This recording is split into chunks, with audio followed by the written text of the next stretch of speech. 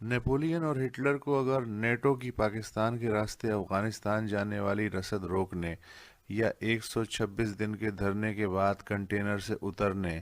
یا عاطف میاں کی بطور معاشی مشیر تقرری پہ اٹھنے والا وبال یا کسی علامہ خادم حسین رضوی کا دھرنا درپیش ہوتا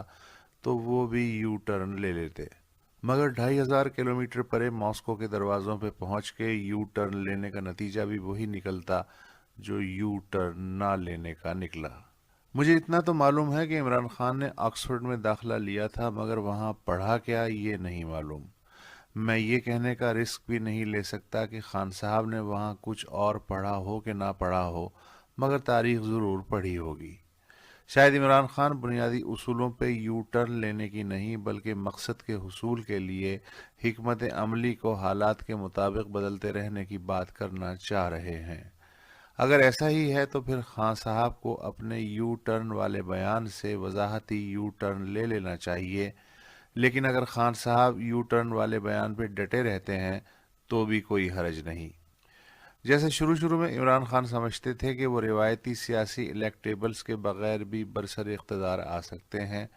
مگر 22 برس بعد ان پہ کھلا کہ یہ سیاست ہے، کرکٹ نہیں کہ نئے لڑکے چل جائیں گے، اور پھر آپ نے دیکھا کہ اس یو ٹرن نے کیا چمتکار دکھایا۔ خان صاحب کا اوائل عمری میں یہ بھی خیال تھا کہ اسٹیبلشمنٹ اس ملک کی تقدیر بدلنے کی راہ میں بنیادی رکاوٹ ہے اور اسے کٹھ پتلی سیاستدان درکار ہیں، لیکن آج خان صاحب سمجھتے ہیں کہ اسٹیبلشمنٹ اور سیاستداں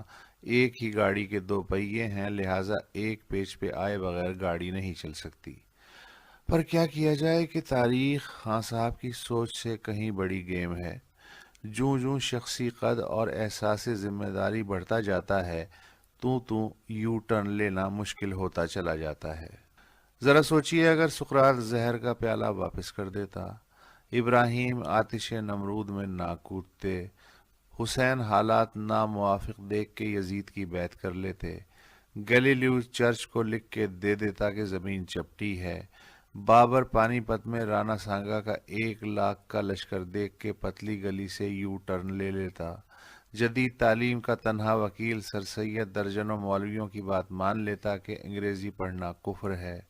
عطا ترک گیلی پولی میں برطانوی اور فرانسیسی بیڑے کو دیکھ کے یو ٹرن تلاش کر لیتا،